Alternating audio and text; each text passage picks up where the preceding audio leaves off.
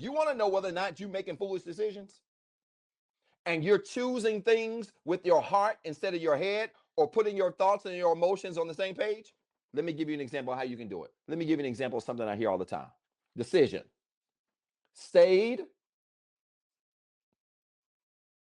with an abusive partner who would not change. Write that in the decision column. I know that's small, you can't see it. Okay? Then come right next to it and ask yourself, what were my thoughts when I decided to stay? I'll give you an example of thoughts that I've heard in this chair, having nearly 1,200 clients in 47 countries. I've heard things like, thoughts like, well, together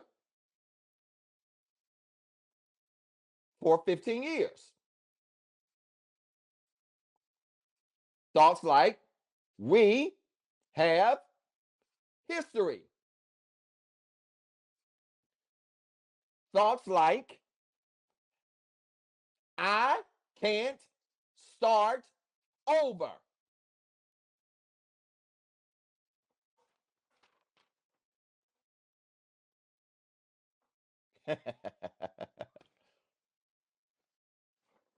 So write down those thoughts. I can already tell by this example, we ain't even got to write down the emotions part. You can look at the thoughts with some sanity and realize something ain't right. Can't you? But let's write down the emotions anyway. I'll give you an example of things that I've heard using this same decision.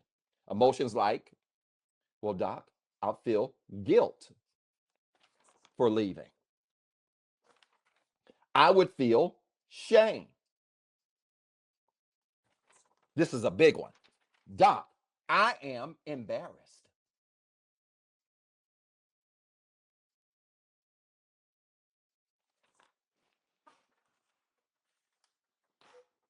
So the decision was to stay with an abusive partner who would not change. And my thoughts were, wow, we've been together for 15 years and we have history and I can't start over. And your emotions said, well, great. Yeah, because if you do, then you're going to be guilty and you're going to feel shame and embarrassed. Question. Are your thoughts and emotions on the same page? No. In fact, they're both agreeing with your foolishness. That would make this, y'all, a dumb decision. A foolish decision. You don't believe me? Try this. You get up in the morning, let this be your journal prompt. And this is what you're going to find out. There's a whole lot of fools on this call tonight. I love y'all. You know Doc love y'all. You know Doc loves you. So Doc's not saying this just to call you names. Doc's saying this to wake you the heck up. There's a lot of fools on this call.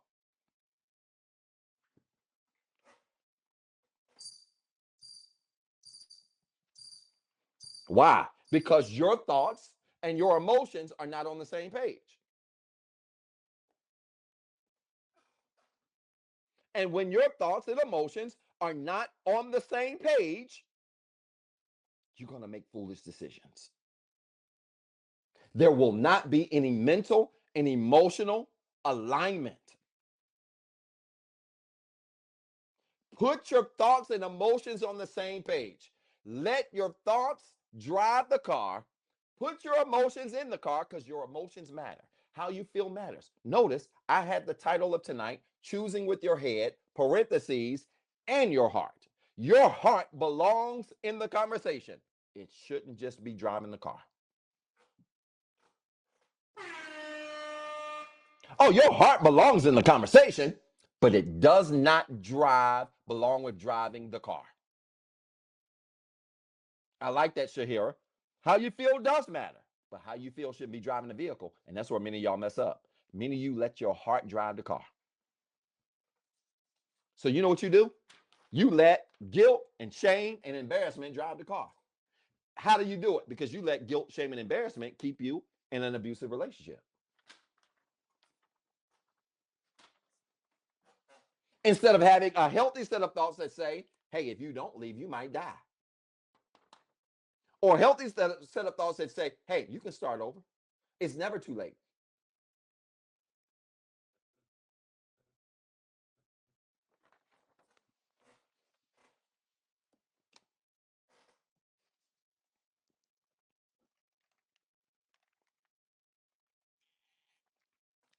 So then, Doc, wait a minute.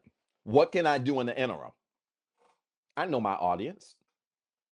Right now, 228, 94, 330. Wow. We're right under 700 viewers right now. Y'all like and share the video. This video should have 4,000 people watching. We'll get there one day, real soon. So then, Doc, what can I do in the interim? Because I feel like my feelings are fooling me and making a fool out of me. I feel like my feelings have me in dumb situations right now. And right now, I feel like the car is going a million miles an hour. And what do? Just slam on the brakes? I'll tell you what you should do. If you feel like tonight your thoughts and emotions are not on the same page and you're in the middle of something you got to make a decision about, and you want to feel confident that you're making a good decision, that you're making the right decision, and that you're making a decision that you can find peace with. You ready? I would love to have you. I would love to be a part of your journey, Michelle. Thank you so much for that. Teresa, how do I go about scheduling a session? My book you said reschedule? Have we worked together before?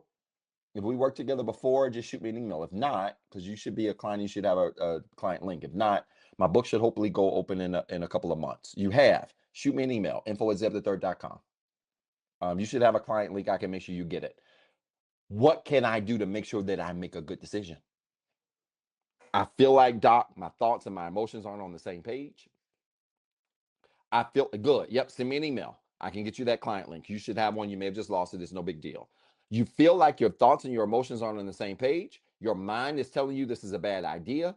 Your emotions is telling you, but if you leave, you're going to feel guilty, shame, embarrassed. I'm just using this example, whatever the decision is. What can I do? Let me give you an alternative that's going to shake some of you. You ready? If you're in this position where you feel like you're making foolish decisions, but you're so in deep right now that you don't know what to do next, I want you to try something. Wait. Huh? I want you to try waiting. Wait a minute, Doc. Hold on, Doc. This makes no sense. Wait a minute. Hold on, Doc. You're telling me that my thoughts and my emotions aren't on the same page. This is chaos. I feel like I'm making a whole bunch of foolish decisions. And now you're telling me to wait. I am.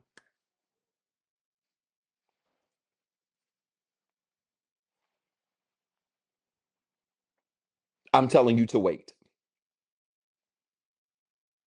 You know why?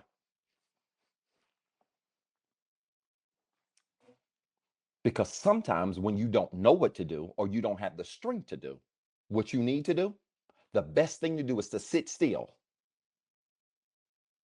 and let the elements in your environment come together as such to be able to open up a pathway for you to do what you need to do. Waiting is better than making a foolish decision. It's better than making a rash decision. It's better than making an ignorant decision. Sometimes you got to recognize the power of sitting still. Watch this. I'm going to put you on game, and this is a spiritual matter. You ready? The only people annoyed by waiting are broken people. Don't you ever forget.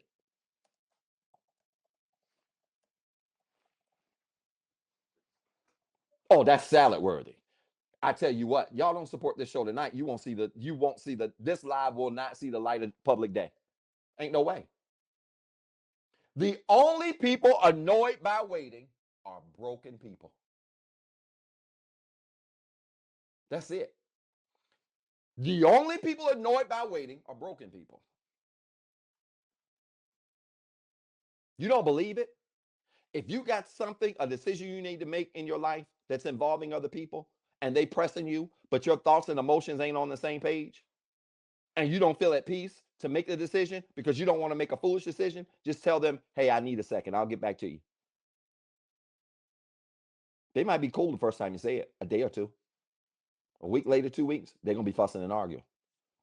But if you don't have no mental, emotional, and spiritual agreement, the best thing I can tell you to do is wait, watch. Because if you wait, sometimes their response will be your answer. Some of y'all trying to cut people off when all you got to do is just wait and they'll fall off.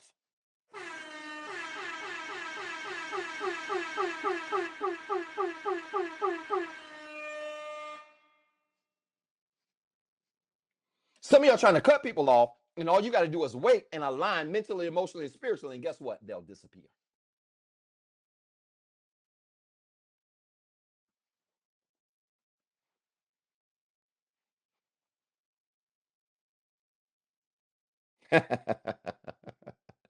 Oh, I got to cut people. Oh, no, you don't. No, no, no, no, no, no, no, no, no, no. Why don't you just align mentally, emotionally, and spiritually and wait? Because the only people that know about waiting are broken people. That's in anything. Let me borrow some money. Tell them to wait. If they get annoyed, get frustrated, start laying you out, this is a reflection of their brokenness, and it's proof that you shouldn't give them the money. You got your answer. You told them that you didn't want to do the do right now. Many of y'all not going to understand this because some of y'all have never practiced celibacy or abstinence. So you don't know, this is not going to make sense. But if you've ever practiced celibacy before, you know what I'm talking about. You didn't want to do the do right now, and you had a chance to do the do. So you said, I like you, but I think we should wait. And they get agitated or annoyed. Keep waiting until you get some spiritual, mental, and emotional alignment. And watch what happens. The only people who get annoyed by that, broken people.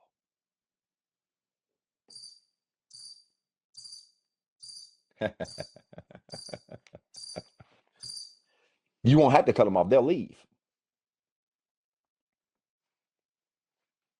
You won't have to block them. They'll block you.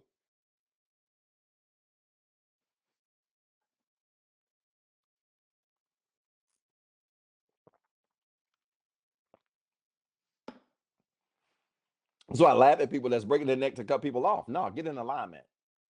If you get in alignment, people will fall off. Record that. If I get in alignment, people will fall off. If I get in alignment, people will fall off. That's how it works.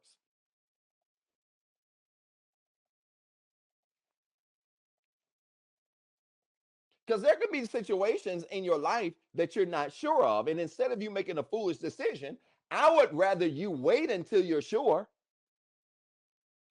than to make a foolish decision and then be filled with regret. Or to have to tune on this live and hear me scream at you calling you a fool. Just wait. Get in alignment and people will fall off. Situations will fall off. Yeah, they will. Waiting, just like the word no, is a decision. Doesn't matter what the circumstance is, y'all. Doesn't matter what it is. Get in alignment. Do not make a decision without mental, emotional, and spiritual alignment. All I'm trying to say to y'all, that I've been trying to say to y'all for the last 90 minutes, is do not make a decision without mental, emotional, and spiritual alignment.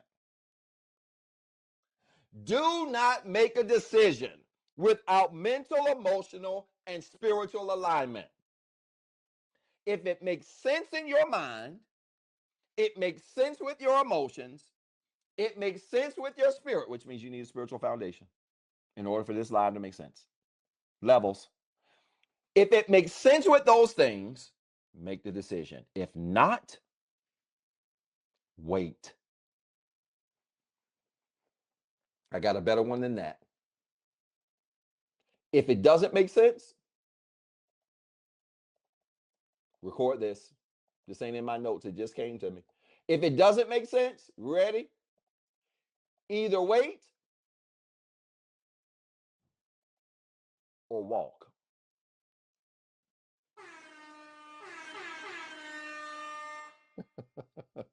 Thank you so much, Brother Cam. I appreciate you. Oh my God. If it doesn't make mental, emotional, or spiritual sense, or mental, emotional, spiritual alignment, if you ain't gonna wait, then walk. You got two choices: wait or walk.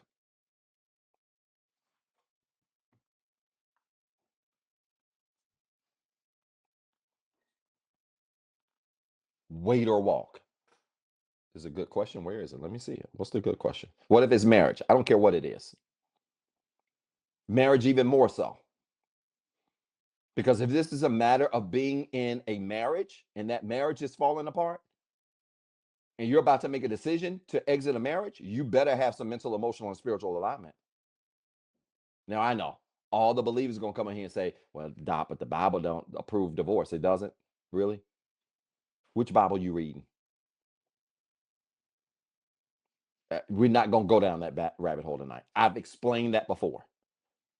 So, no, you need to have mental, emotional, and spiritual alignment when it comes even down to your marriage, which is why some of y'all are trying to pray and get God to approve you leaving a marriage He never sanctioned in the first place. You know why?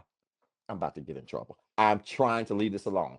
You're trying to get God to approve you leaving a marriage that He never sanctioned in the first place.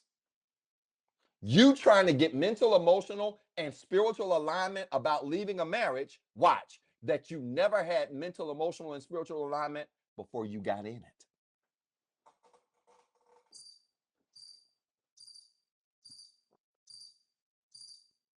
I've said this to many of y'all before. I'll say it again. I don't care what most of y'all say. Having dealt with so many couples that are struggling in their marriage and having to prove to them that God, like they claim, was not the center of their marriage, I'm here to tell you, most people didn't pray about their partners like they thought they did. No, you felt butterflies. You felt your love language was the same. You had the same sign. You was a fire. They was water. You was all of this stuff, and you jump right on in. And then all of a sudden, you want God to give you mental, emotional, and spiritual alignment about something He never sanctioned in the first place.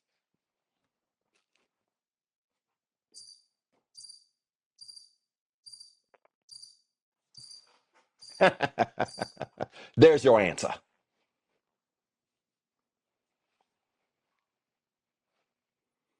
And here's the thing about a sign: you don't need a sign when you got the evidence. I'm about to get up from my desk. You don't need a sign when you got the evidence. What's the evidence? The evidence is mental, emotional, and spiritual alignment. You don't need a sign when you got evidence.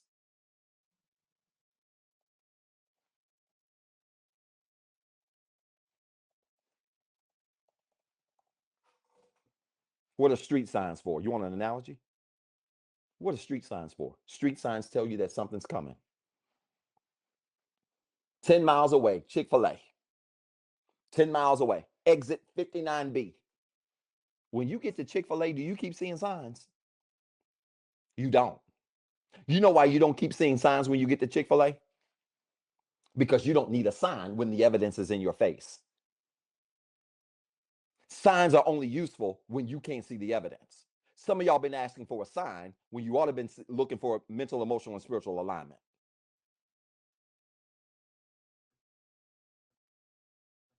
And when you find mental, emotional, and spiritual alignment, you're going to find the evidence. Wait a minute, there ain't no agreement. So instead of looking for signs, you're going to just tap into this evidence. That's why I don't pray and ask God for a sign. What I do is I seek alignment in my life. My thoughts and my emotions need to agree with my spirit. And if they ain't on the same page, I got to get my thoughts and my emotions up to where my spirit is.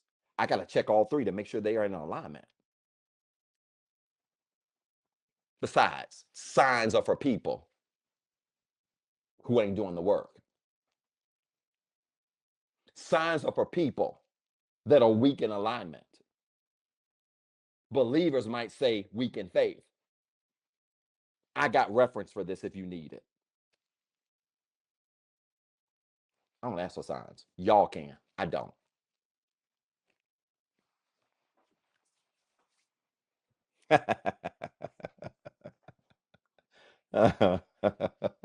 Yeah, many of y'all want a line. And now you want answers on how to get out the marriage. Wait a minute. You didn't even seek for answers to get in.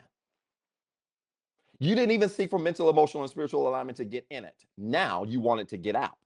And you're concerned about the spiritual aspect of this. Pause, take a step back, and ask yourself, are you seeking for alignment for something that was never sanctioned in the first place? And if y'all are honest, most of you are honest, most of you did not have that alignment before you went in. Now, if you had alignment before you went in, then that could mean you're with a partner who ain't doing their part to also keep and maintain that alignment. And that's when we get into things like equally yoked and how can two walk together except they agree? Because if two people come together and they had mental, emotional, and spiritual alignment, then they got to work to do what? Maintain it. You can't get the evidence and then throw it in the trash. You got to get the evidence and you got to keep it.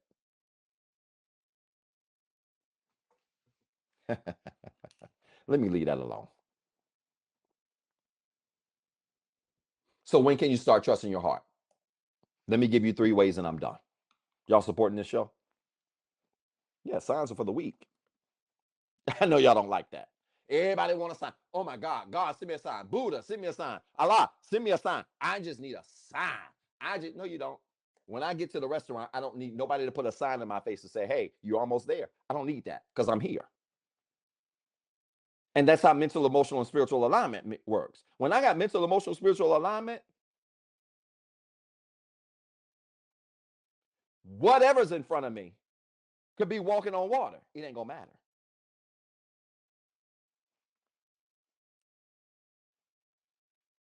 Only folks that need signs are people that are weak in faith and alignment.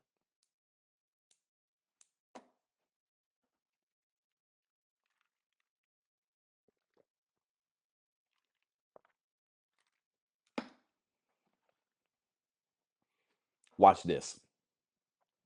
Let me give you 3 signs that will show you can start trusting your heart. Somebody said, hey, Doc, then how do I know I can start trusting my heart? Good. Let me give you 3 signs that you can start trusting your heart. And I've already given you one of them.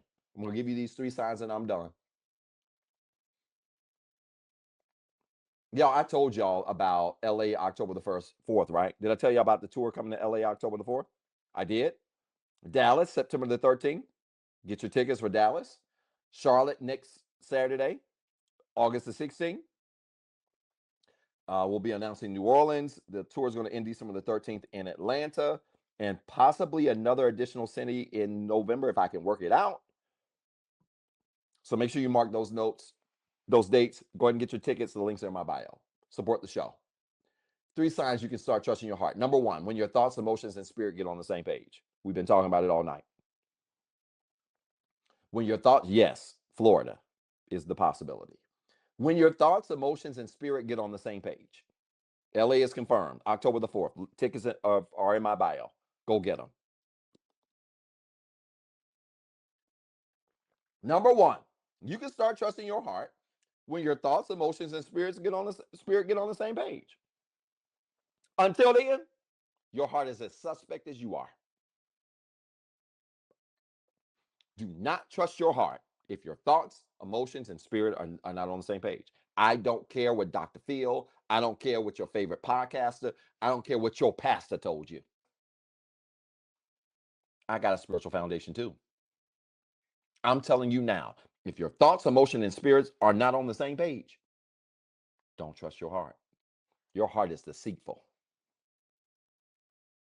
Your heart will fool you, turn around, and make a fool out of you. Oh, you're gonna be ready.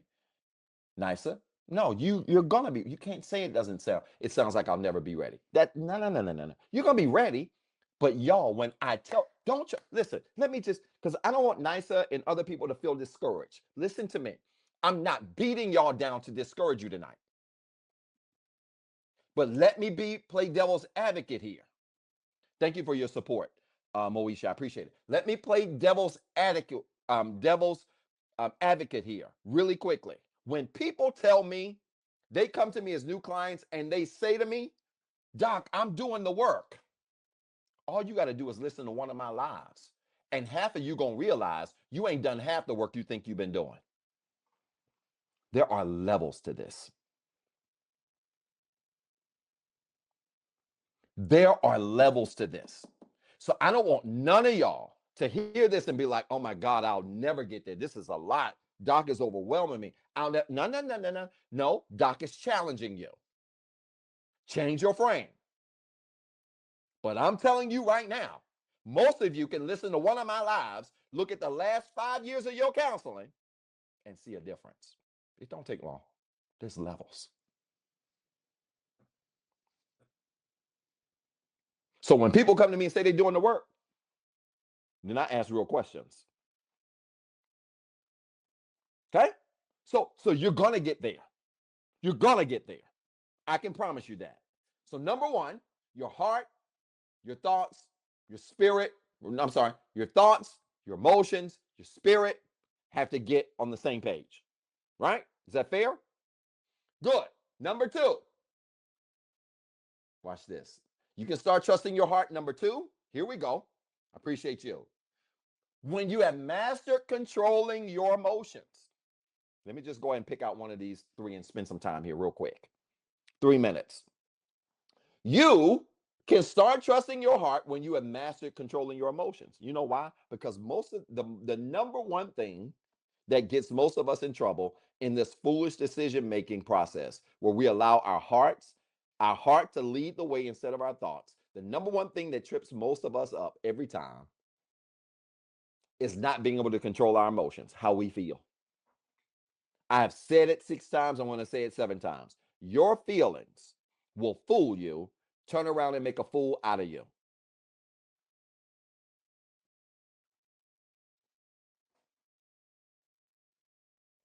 Your feelings will fool you and then turn around and make a fool out of you.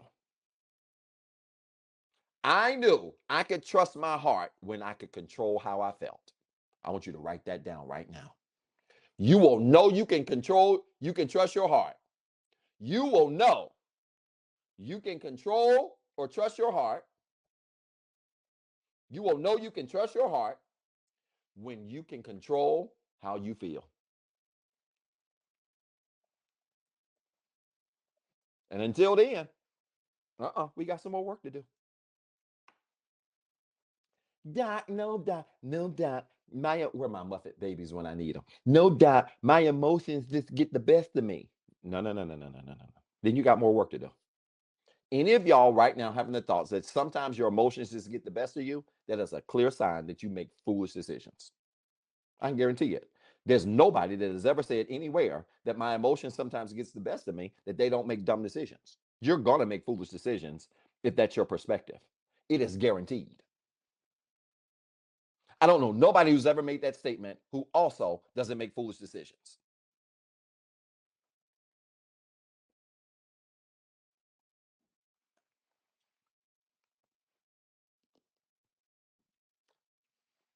I like what Moesha on YouTube said. She said, my grown kids say, Mom, you're so chilled and calm. Baby, this is life. It is. My kids say the same. Had a really nice heart to heart conversation with my kids. What's today? Thursday. I think it was yesterday. We have some of the most amazing conversations at our kitchen island. And just my kids are really growing and maturing. They're so smart. They're so introspective. I'm not just saying because my kids, it's just the truth. I love my kids. They're so smart. We had a really good conversation about it. And they was just like, yeah, Daddy, you're just so calm. Like you just really explain things in a very calm and easy way. Yeah, I don't get worked up. Mm-mm. When you can control how you feel, you can master your life. And some of you, your life is making you look foolish because your feelings are not being controlled. If you can't control your feelings, you will never be able to tame your spirit. And if you can't tame your spirit,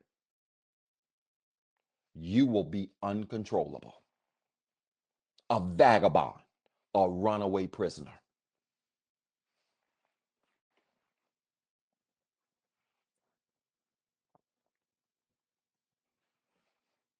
The key to building a solid spiritual foundation is getting your emotions under control.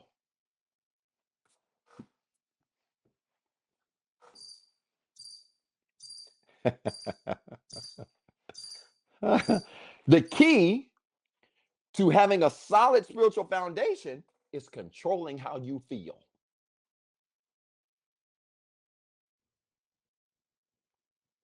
and not letting your feelings get the best of you.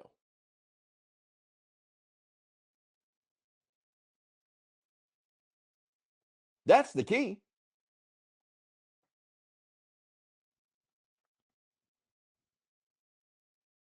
So when your thoughts consistently tell your emotions how to feel and not the other way around, you can start trusting your heart.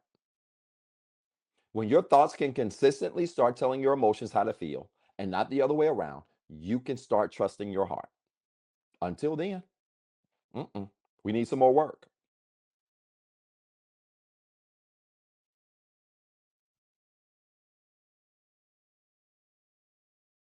We need some more work. I like that, Demetra, because self control really is an underrated characteristic that becomes a part of this larger fruit that should be reflective of our lives. Self control. I don't look. Not only do I don't trust people's decision making when they can't control their heart, I don't trust people in general without self control. If you ain't got no self control, you're not even trustworthy.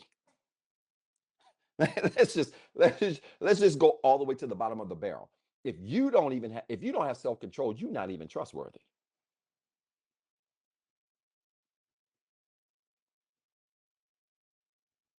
Not at all. I don't trust nobody who ain't got no self control. You know why? Because you're bound to do anything at any given time.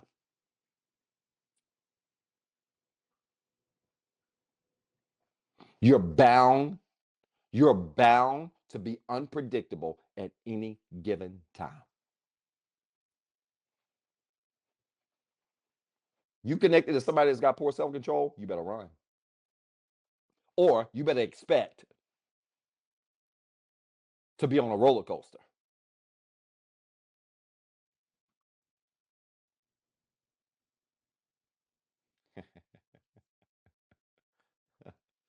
Now, some of y'all not gonna like what I'm gonna say. I see a comment. Only, yeah, the fruit tree exercise that I did on this was really powerful. See a comment, and I just want to this is not to demean anybody, but I'll just say this because I can't let this go because I'm sure there are other people that think this. That say only God can help you build self control because we can't do nothing of our own. I don't agree with that. This is not going to sound right to a lot of you believers, but just hear me out. Faith without works is what? Dead.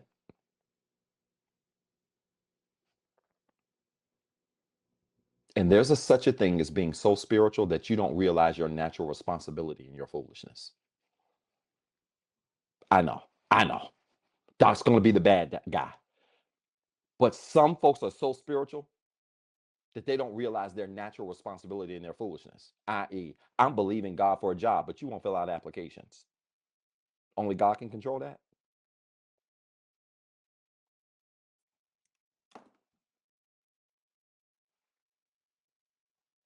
I got a better one. I got a better one. It's like people who pray for God to deliver them from high blood pressure, but they eat hamburgers every day. Now, who did that? Did you do it? Did God do it? Or did God allow you through the power of free will and the inability to have self control to make that decision?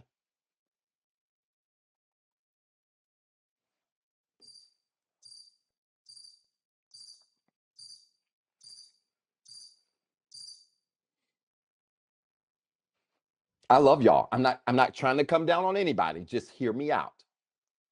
Hey Keith, it's good to see you, sweetheart. I'm not trying to come down on anybody. Just hear me out. This whole idea that only God can give you self-control, y'all stop saying that stuff. That does not diminish the power of God. I believe in God. wholeheartedly. But God blesses us, y'all. And the reason, one of the biggest reasons why he blesses us so well is because he gives us free will. And when you with free will can make the right decision, that's a different level of decision making.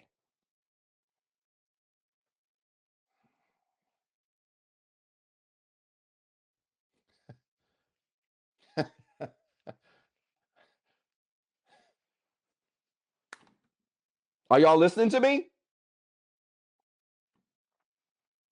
If we can choose everything else, we can choose self control.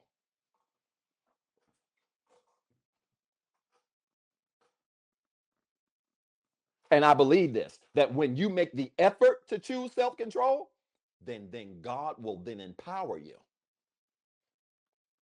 Let me put it real plainly. My grandma used to say it like this: He blesses those,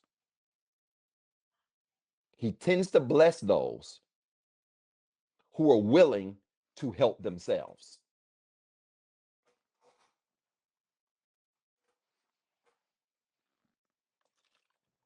I'm gonna leave that alone. I'm just, I just because we make this stuff so complicated. You got high blood pressure and you acting like you shocked that when you go back to the doctor, he wants to give you more metformin. But you've been praying and asking God to give you the wisdom to beat blood pressure. I got a better idea. Stop eating hamburgers. Did you really need wisdom for that?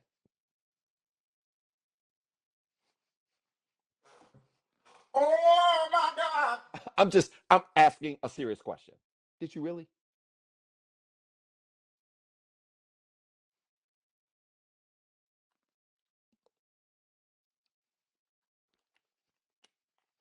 We over spirit. Let me just give y'all a life hack here. I've told religious spaces this many times. We over spiritualize a lot because we don't want to take natural responsibility. Uh oh. Oh my God. Oh yeah, believers are good for this. We over spiritualize a lot of stuff to avoid personal responsibility.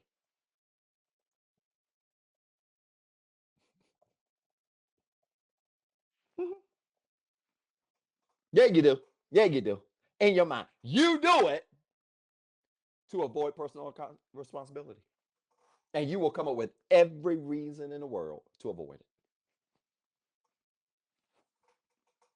This is why many of y'all are still waiting on God to give you a job instead of applying for one. You're waiting on God to get you off metformin instead of changing your diet. You're waiting on God to miraculously cause you to lose weight instead of you getting up and working out.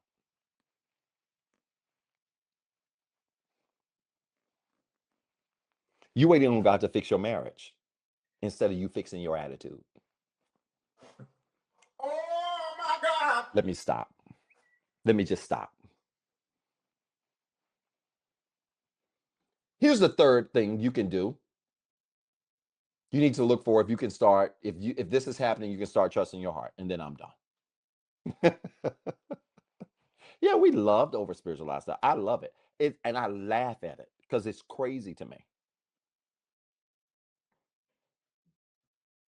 Meanwhile, God is blessing many of us who are helping ourselves. This is going to sound bad. Let me just say this one last thing. I told a friend of mine who knew I was going to the doctor. I had my annual checkup about a month and a half ago. Let me give you this, and then I'm going to give you number three, and then I'm done. Okay. I told a friend of mine that um, I um, I had a what you call it um, a checkup, and he was like, "Are you nervous?" And I said, "No, I'm not nervous, not at all." I said, "Why would I be nervous?" He said, "Because you're going to the doctor." I said, "Yeah, absolutely. I am going to the doctor, but I'm not nervous." He said, "Why wouldn't you be?" I said, I'll tell you why I'm not nervous. The reason why I'm not nervous about going to the doctor is because I did everything I was supposed to do before I went. Oh my God.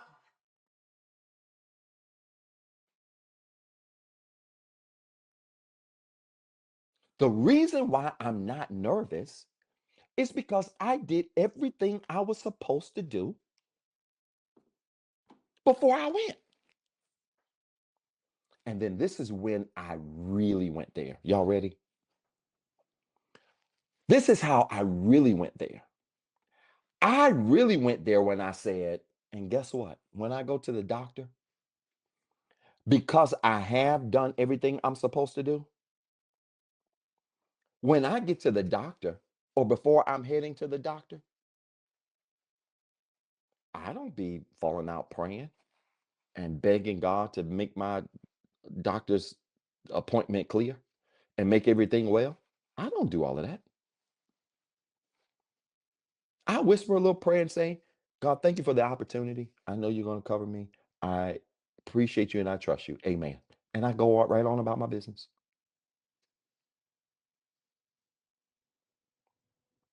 And some of y'all be banning and y'all just be hawking and spitting. Y'all be doing all of that stuff. I don't. Doc, you don't actually pray before you go to the doc. No, I say a little prayer of thankfulness. I'm grateful for the opportunity to be alive to be able to go.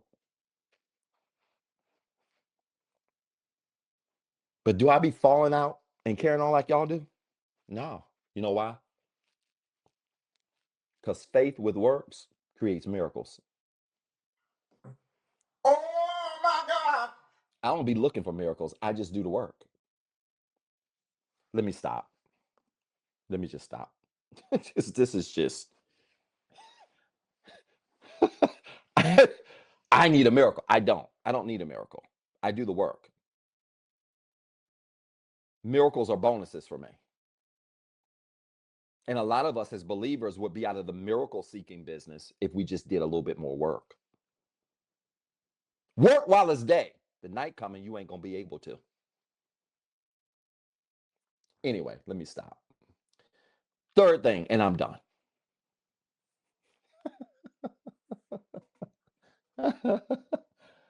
Third thing third way that you can start trusting your heart. Record this: when your decisions can be affirmed by a neutral witness. This is an interesting one.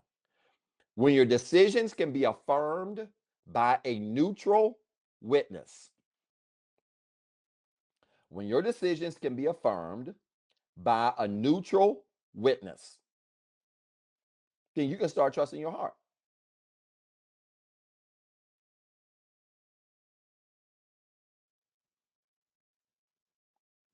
Until then, you can't. And let me be clear here: having your decisions affirmed by a neutral witness is not about validation. It's not about seeking validation. Having your decisions validated by a neutral third party is about accountability and checks and balances.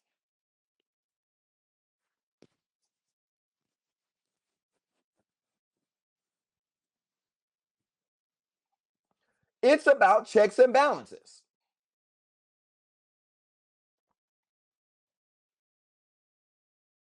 And many of us are struggling here because we don't have checks and balances. So, this is what I suggest to my clients. When you have a history of making foolish decisions and now you're on this healing journey, so you're on this healing journey, you're reading the books, you're journaling, you're meditating, you're praying, you're doing all of this stuff.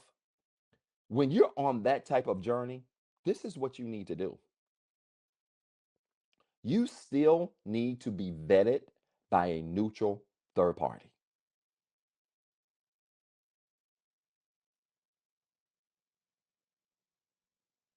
You need you need to be vetted by a neutral third party.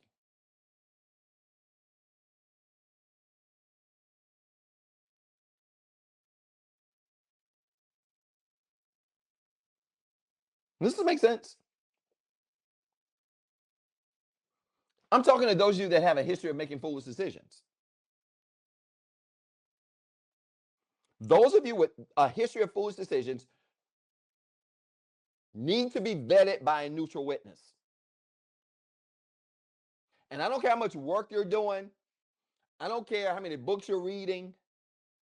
This is where accountability partners really come into play. What is accountability partner? Well, they're not directly responsible for your behavior, but they help to oversee some of your behavior. Go back and see the example that I said in the beginning. They're not directly responsible for your behavior, but they oversee your behavior. Does that make sense? All right, I'm seeing a lot of eagles. What's going on? what, what's going on?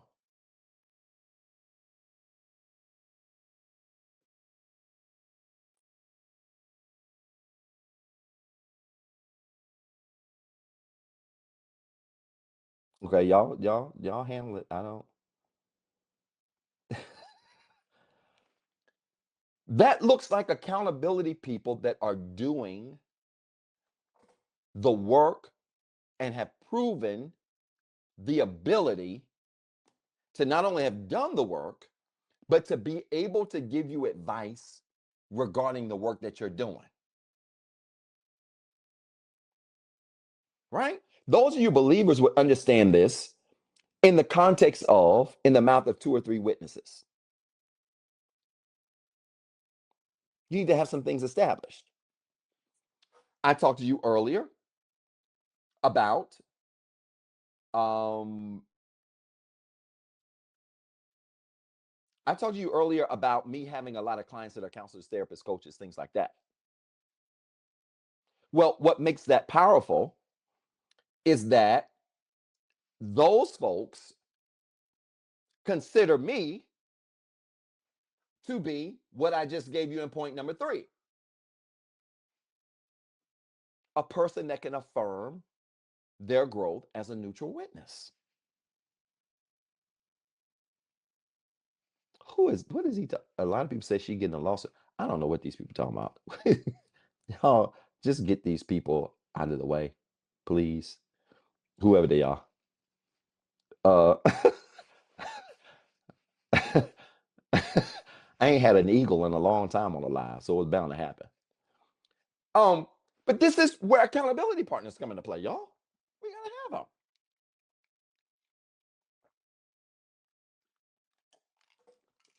You gotta have accountability partners. And people, somebody asked the question earlier. Well, then, Doc, how do I know which counselor to use? How do I know it's a good counselor? I'll tell you, top on the list. I said it earlier. It's going to be a person that is honest with you. A person who is honest with you is going to hold you to the fire.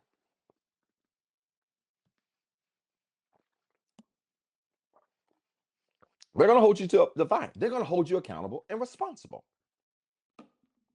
And when you have a history of foolish decisions and foolish, where's my pen? There it is. When you have a history of foolish decisions and decision making, you need an accountability partner. Even until you get to a place of a consistent track record of making decisions that are in alignment with your mental, emotional, and spiritual well being. Those 3 things have to be on the same page. And these can be people that have witnessed your growth. These can be people that don't know you from Adam, but they know what growth looks like. I don't know my clients. I got almost 1,200. I don't know when I first meet them. I don't know them from Adam. But I tell you what I do know. I know what healed look like. I know what the real work looks like. I know what accountability looks like. That I do know.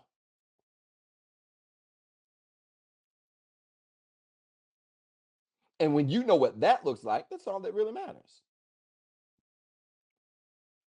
So we really need to keep this in mind, y'all.